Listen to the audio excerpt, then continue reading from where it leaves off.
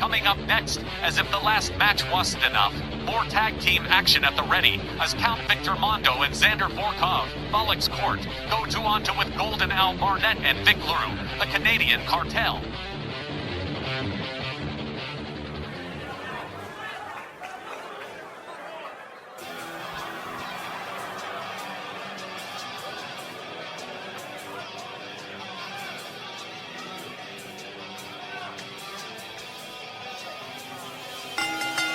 The following contest is scheduled for one fall. On the way to the ring, at a combined weight of 430 pounds, the Core! He's symbolic of his hand-picked minions, Count Victor and Xander Vorkov. Let me ask you, Wally, is there like a factory in Akron, Ohio, turning these weirdos out by the millions? Because, you know, I always feel like one Volley is quite enough. The Gothic Grappler utilizes this tag team of Mondo and Vorkov as bodyguards for himself and Amanda Robinson, and Bollock has promised that this year we'll be seeing a lot more of the pair as they work their way up the tag team ladder towards a championship.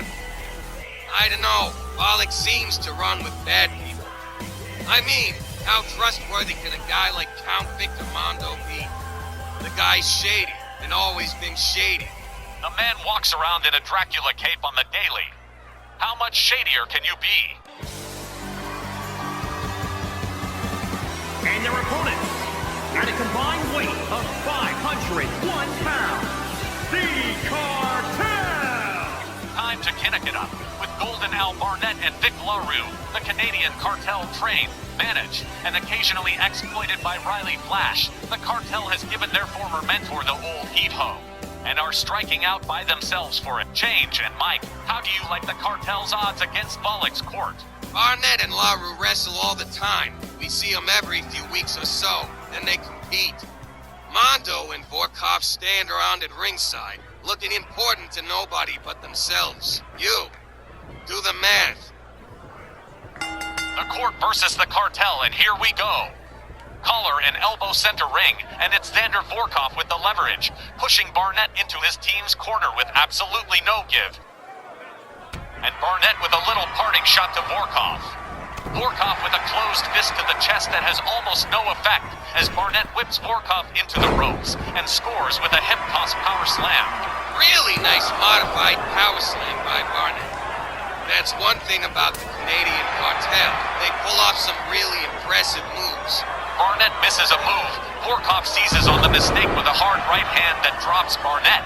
Vorkov backing away and into the corner to tag in Count Victor Mondo. And Barnett there to welcome him. Has Mondo up, and look at this, hits with the sit-out scoop slam. Gets Mondo back on his feet for a whip, but Mondo counters and it's Barnett into the ropes instead. But Barnett landing safe on the apron as Mondo considers his next move. And his next move is fight dirty. Yanks Barnett head first into the ring apron. Mondo's got Barnett fired up as Barnett hits again with that hip toss power slam. So, you can already see the huge difference in ring experience makes. The Cartel has it, but Bollock's boys are a little bit lacking, and the Cartel is gonna exploit them and experience every chance they get. Now Barnett trying to do a little exploitation of his own against Count Victor, but Count Victor, cannot be called inexperienced like Xander Vorkov. Mondo was the second annual Memphis Million winner in 2014 and was a former tag team champion as part of the Universal Monsters with former tag partner Jason Karloff, a team that Mondo abandoned not too long after that Memphis Million win. That's what I was talking about when I called Mondo shady. Exactly what I meant. Count Victor has been on the wrong side of town a while now, and the Canadian Cartel is making him pay big time. Barnett apparently had enough horseplay and tosses Mondo back into the ring, where the match can actually be won, instead of taking needless chances on the outside. Check this one out. Barnett got Mondo up, way up in the air, and he's gonna bring him down hard. From a military press into a Michinoku driver, that's got Count Victor counting the bats in his belfry. And now in comes Vic LaRue for the first time in the match, and LaRue quickly closing the gap between himself and Mondo before the Count can get his bearings, and a point of the elbow zaps Mondo into his team's corner. Should have kept Mondo on their side of the ring as Xander Vorkov tags himself into the match to maybe stop the Canadian rally before it's gone too far. Now it's Vorkov, with Vic LaRue perched up dangerously high, and Xander Vorkov drops LaRue like a sack of cement. Okay, take a look at Vorkov. He should be all over Barnett. Vorkov slowly making his way to the top turnbuckle. Could be a big move coming. Vorkov goes there, but look at that William. Barnett catches him with a gut shot on the way down.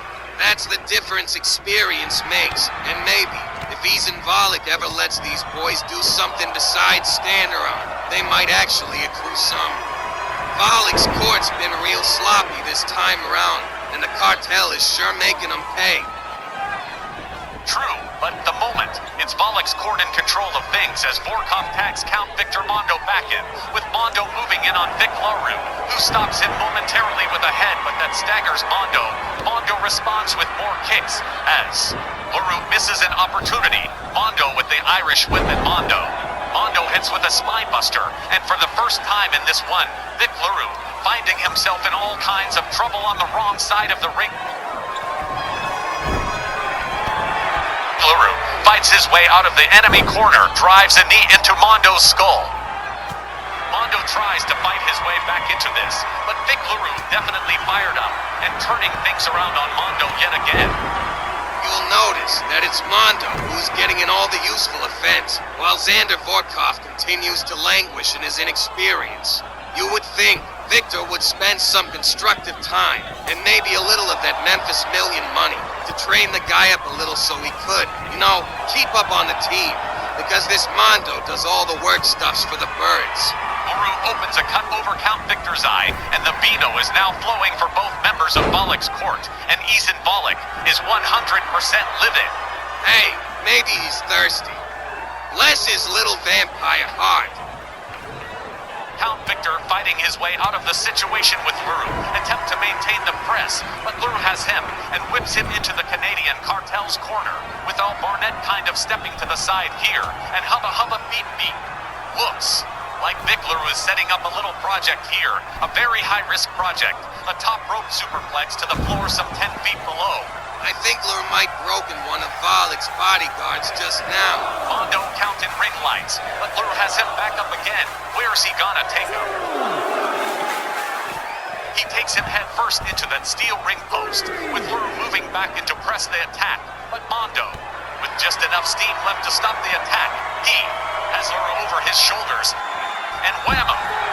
Count Victor nails LaRue with the Volek driver, his boss's finisher, but there won't be any referee counting a pin on the outside. He will get LaRue back inside in a hurry. The momentum shifts have been super stingy in this match, so whoever can best capitalize on an opponent's mistake at this point is gonna walk out with the win. And credit to Count Victor for carrying his partner's workload as well as his own. I mean it, Wally. Xander Vorkov is useful as an appendix. Mondo looking for a little payback on LaRue, and here it go, top rope superplex, and they impact, the shot, tearing through Vic LaRue's whole body. I'm not a huge proponent for rule changes, but sometimes I really do think that top rope superplex should be illegal. The risk to both wrestlers involved. It's just a great. LaRue somehow fighting past the pain long enough to launch Mondo into the ring post. Man, a lot of this match has been contested outside the ring, and neither one of these teams is gonna profit from this level of physicality. On that point, the tougher of the two teams is gonna come out on top here. And while that's obvious, what is that the Canadian Cartel are real tough. They're one of the few RWL tag teams that can brag a pinfall when over the originals, the World Tag Team Champions. When's the last time you seen Volek's boys even get near the smell of a title match lately? Valid point, Mike. Now, it's Mondo back in control, with Vic LaRue still shaking off the after effects of that suplex, and LaRue is surrounded on all sides by the whole of Volek's court, and that ain't a good place to be. LaRue slows Mondo down with a hard shot to the midsection, and Asuki Here comes Volek himself, trying to run interference while Mondo recovers, and the ref is well past the halfway mark in his 20 count towards disqualification. Mondo rolls Vickler across the arena floor, and look at this here. Volek and his boys hovering like vultures on fresh road. I think that they may have this one in hand. Vickler back on his feet, backing himself out of the danger zone and back to the relative safety of the ring. And there goes Count Victor right after him. Vickler back on the attack whips Mondo to the far corner, closing in on the count. And what's Luru got up his sleeve here?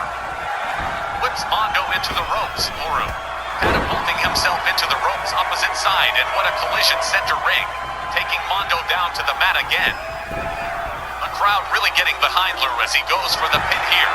He's got the leg hooked, the shoulders pinned. Here comes the ref, and this one gets spoiled by Vorkov, denying the Canadians the win, and maybe buying his team some time to fight their way back into this one. Luru fighting mad now, and good God almighty, no. He's gonna do it again, Mike. I don't believe it. He's setting Mondo up for a superplex now, as 3 of these 4 men have now endured this high-risk, career-shortening move. And just listen to the crowd in Pittsburgh tonight, putting their full support behind Vic Luru. They want to see the Canadian Cartel pick up this victory. Luru, feeding of the energy of this audience, tries to set Mondo up again, and the count ready for him this time hurls Luru across the floor again, and man oh man alive. What a battle this one has been, with the timekeeper clock indicating we've gone through nearly 3/4 of the time limit in this match, and both these teams will be feeling the effects of the contest for days to come. The wear and tear is really starting to show. Everybody's slowed down quite a bit since the start, and everybody's breathing heavy and all busted up. This really can't go on for very much longer. We either get a clean by either side, or we got ourselves a seriously disappointing time limit draw. Count Victor just catching steel steps a moment ago, as Vic Luru tries once more to assert control, but Mondo just a little too quick still. Again, launches Luru into enemy territory where his partner and manager are standing by. But Mondo, pitching Luru to the opposite side once more. Mondo, wisely returning between the ropes. And just as quickly changing his mind and heading back outside to collect it. Mondo sets up for the choke slam, but Luru blocks him and tosses Mondo back inside. I'm telling you, Wally, something has to give soon. Delivers an eye gouge, and look at this deal right here. Vic Luru smashing a low blow somehow. Not seen by referee Willie Johnson. How'd he get away with that? Goes for the pin, thinks he's got it. But here comes Vorkov, spoiling the party again. This has got to end soon. Look at Luru's clutching his stomach. These teams have battered one another over the course of about 15.5 minutes. They really can't take much more. Luru hits a beautifully executed overhead slam. Tries to set up for a possible finisher here, but Mondo catches him out there, reversing it into an inverted gut-wrench suplex. Mondo moves back in again, but Luru rolling out of harm's way towards his corner, towards his partner, and hang on to your hats. Here comes Golden Al Barnett. Barnett a house on fire here, punches and chops, and a hard Irish whip into the corner. But Mondo, with quick reflexes, stops the attack. Barnett trying to back away, but no good. Mondo's got him up and into a bridging German suplex, and the count fighting back just as hard as his opponent. Mondo with the Tongan death grip, literally squeezing Barnett's arteries. Luru breaks the hold as Barnett tries to strike back quickly. And does he ever, as he again strikes below the belt and undetected by the ring official. Hits the shoulders and hooks the leg on Count Victor. 1, 2, 3, and the Canadian Cartel with the victory. What an epic performance by Barnett and Luru. Are your winners, the Cartel! It's like I told you earlier. Experience was the edge that got Barnett and Luru through this match and onto a victory over Volek's court. There's fans out there that don't take the Canadian Cartel seriously. Their last few matches have shown that if you don't take them seriously, Lou and Barnett have the means to make you. And so, Golden Al Barnett and Vic Luru finally win this battle of attrition with Volek's court. What a show stealer of a match that was. and we're not finished by a long shot, folks. For our RWL championship when we return right after this brief pause.